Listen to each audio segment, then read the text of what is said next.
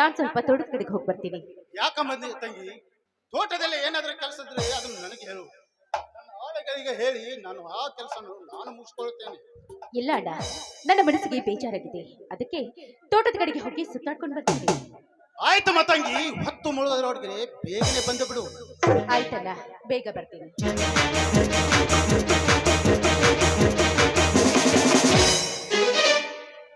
ಬಜಿ ಬರೀ ವಿಜಯಲಕ್ಷ್ಮಿ ಬರೀ ಪಾರ್ಕು ತೋಟ ಫ್ರೆಂಡ್ಸ್ ಅಂತ ತಿರುಗಾಡ್ತಿದ್ದಾಳೆ. ಇದಕ್ಕೆ ಒಂದು ಕೋಟ್ಯಾಧಿಪತಿ ಗಂಡನ್ನು ನೋಡಿ ಮದುವೆ ಮಾಡಿದ್ರೆ ಮುಗಿದು ಹೋಯಿತು.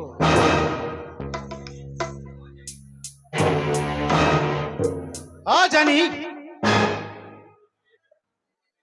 ಇನ್ನು ಯಾಕೆ ಫೋನ್ ಮಾಡಲಿಲ್ಲ? ನಾ ಹೇಳ ಕಳಿಸಿದ ಗಾಂಜಾ ಮಾಲು ಗೋವಾಕ್ಕೆ ತಲುಪಿದೆಯಾ?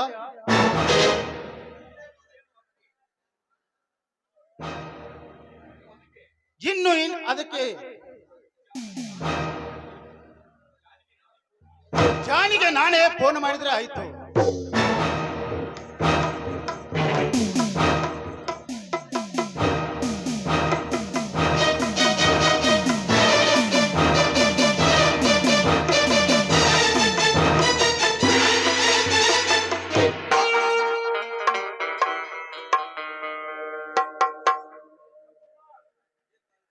ಹೇ ತಾಯಿ ಲಕ್ಷ್ಮೀ ಮಾತೆ,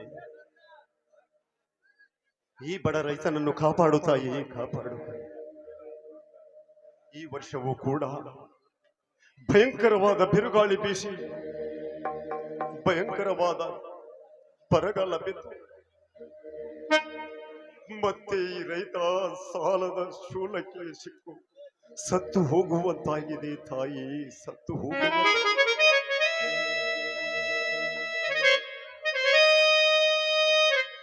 ಈ ವರ್ಷವಾದರೂ ಹೊಲದಲ್ಲಿ ಬೋರು ಹಾಕಿ ಚೆನ್ನಾಗಿ ಬೆಳೆ ತೆಗೆದು ಬಂದ ಲಾಭದಲ್ಲಿ ಸಾಲ ಮುಟ್ಟಿಸಿದರಾಯತೆಂದು ಆಶೆ ಇಟ್ಟುಕೊಂಡಿದ್ದ.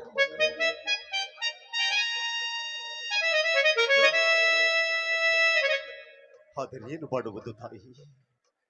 ಈ ವರ್ಷವೂ ಕೂಡ ಅದೇ ಗತಿಯ ಬಂದೊದಗಿತು ಈ ರೈತರಿಗೆ. ಕಾಪಾಡುವ ತಾಯಿ, ಕಾಪಾಡುವ. ಇರಲಿ,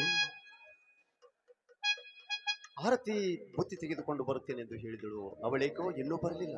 ಬರಲಿ ಬರಲಿ.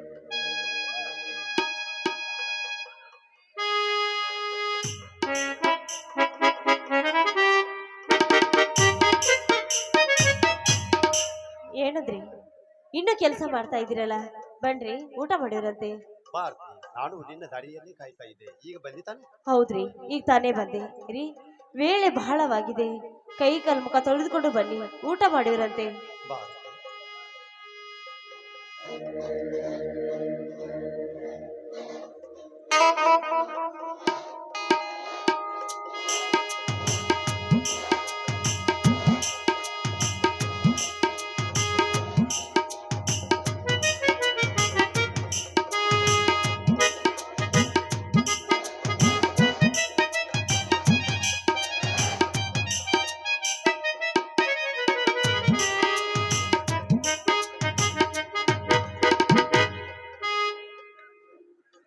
ಆರತಿ,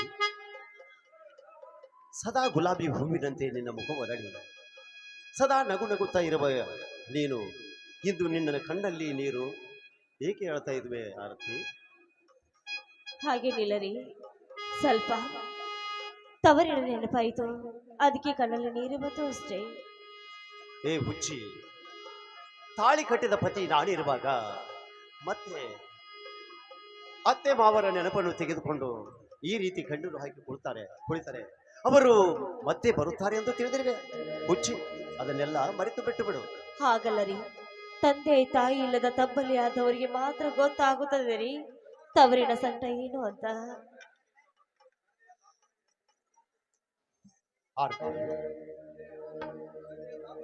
ತಂದೆ ತಾಯಿಯ ತಾಪದಲ್ಲಿ ನಿನಗೇನಾದರೂ ಹೆಚ್ಚು ಕಡಿಮೆಯಾದರೆ ನನ್ನನ್ನು ಹುಚ್ಚನನ್ನಾಗಿ ಮಾಡಬೇಕೆಂದಿರುವೆ ನೀನು.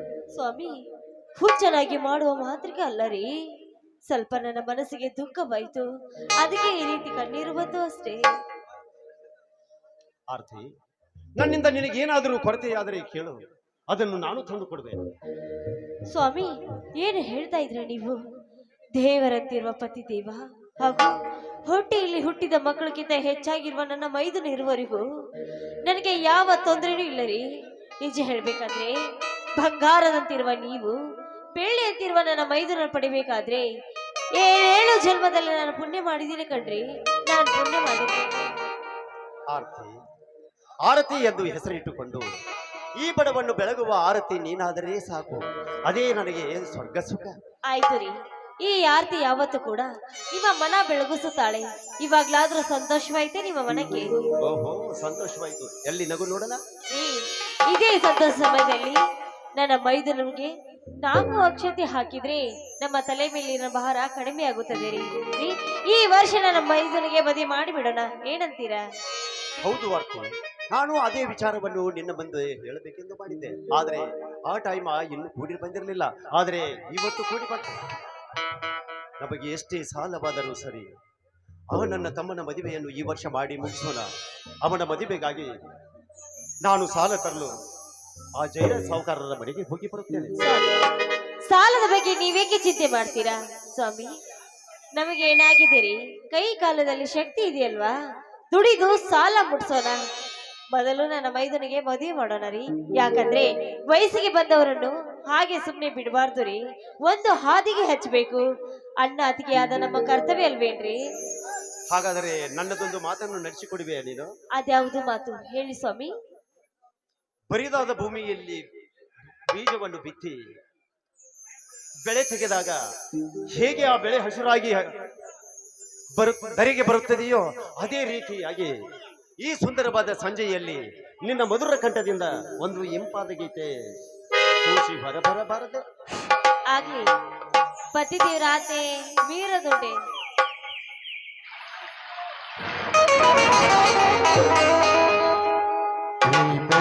ಪ್ರೇಮವೇ ಪ್ರೀತಿಯಾರವೇ